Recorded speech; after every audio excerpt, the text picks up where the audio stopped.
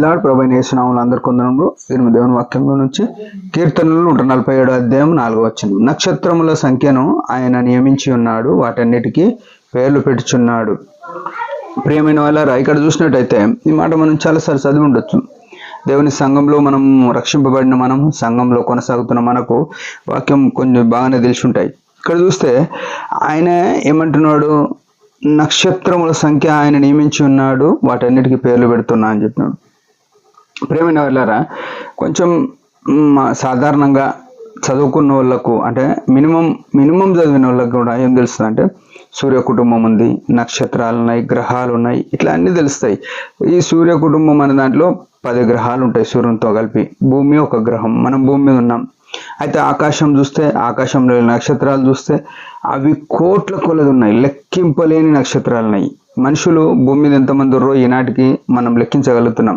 800 కోట్ల మంది ఈనాడు ప్రపంచవ్యాప్తంగా ఉన్నవారు ఉన్నారు. అయితే ఇక్కడ చూస్తే యేసుక్రీస్తు ఏం చేస్తున్నాడంటే నక్షత్రముల కంటే ఆయనకు ఎంతో జ్ఞానం ఉండి ఆ నక్షత్రముల సంఖ్య ఆయన నియమించినాడు. ఎన్ని నక్షత్రాలు ఉండాలనో ఆయన చేత. ఈ భూమి కంటే కొన్ని వేల రెట్లు అంటే సైజు, భూమి కంటే ఎన్నో వేల రెట్ల ఎక్కువ సైజు ఉన్న ఆ నక్షత్రాలు ఎన్ని ఉండాలనో ఈయన పెట్టినాడు. అంటే ఈయన యొక్క ప్రభావము, ఈయన యొక్క శక్తి, ఈయన యొక్క మహిమ ఎంత ఉన్నది యేసు ప్రభుది మనం ఆలోచించాలి. ఆ మహిమ గల ప్రభువు నీ కొరకు నా కొరకు ఆ మహిమనంతా వదులుకొని శిలలో ప్రాణం పెట్టినాడు. ఆ ప్రేమను గుర్తుపెట్టుకోవాలి మనం.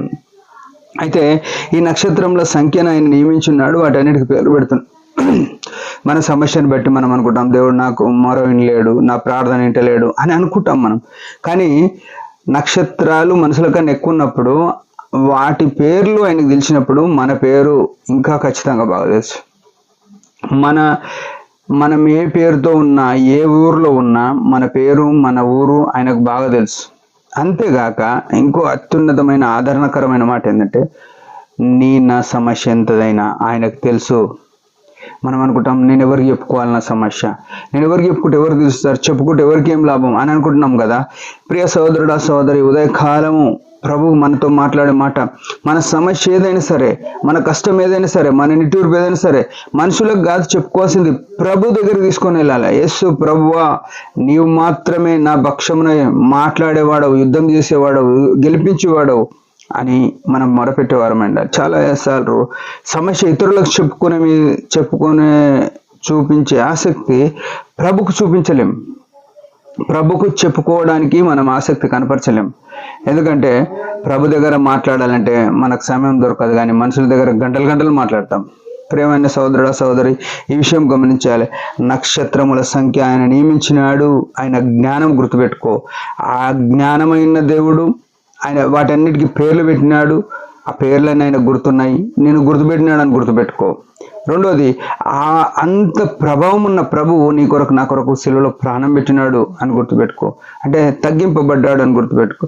ఇంకో విషయం ఏంటంటే, మూడో విషయం, మన సమస్య ఏదైనా ఆయన ఇంకా సులువుగా గుర్తుపెట్టుకుంటాడు అని మనం విశ్వసించి మన సమస్య ప్రభుతో మాత్రమే చెప్పుకొని మొరపెడదాం. ఎల్లవేళ మొరపెడదాం, ఎడతెగక ప్రార్థన చేద్దాం. ప్రభు విని సహాయం చేసేవాడు, విని విడిపించేవాడు. ఎంతోమందికి సమస్యలు చెప్తే వింటారు, విడిచిపెడతారు. ఈ దినాల్లో దుర్భరమైన దినాలు ఉన్నాయి. ఎవరికి సమస్య చెప్పుకోలేము, చెప్పుకునే వాళ్ళు మనకు హేళనగా ఇంకా అనేకులకు ప్రచారం చేస్తారు తప్ప మేలు చేసేవాళ్ళు తక్కువ. అట్లాంటి దుర్దినాల్లో ఉన్నాం కాబట్టి ప్రభు దగ్గర మన సమస్య చెప్పుకొని ప్రభుత్వం మేలు అనుభవిద్దాం. దేవుడి మాట దీవించేగాక. చిన్న ప్రార్థన చేసుకున్నాం. పరమ తండ్రి యేసుక్రీస్తు ప్రభు నామములో వందనాలు. ఉదయకాలంలో ఇచ్చిన ఆశను బట్టి స్తోత్రములు, నీ ఘనమైన స్థితిని బట్టి, స్థాయిని బట్టి స్తోత్రములు. మా సమస్యలన్నీ తెలుసుకున్న దేవుడు, ఈ పాదాల చెంత మమ్మల్ని తగ్గించుకొని మా కళను తీర్చమని యేసు నామములో ప్రార్థిస్తున్నాం తండ్రి, ఆమేన్. మీరందరి పరిచయం గురించి భారంగా ప్రార్థన చేయండి. Praise the lord.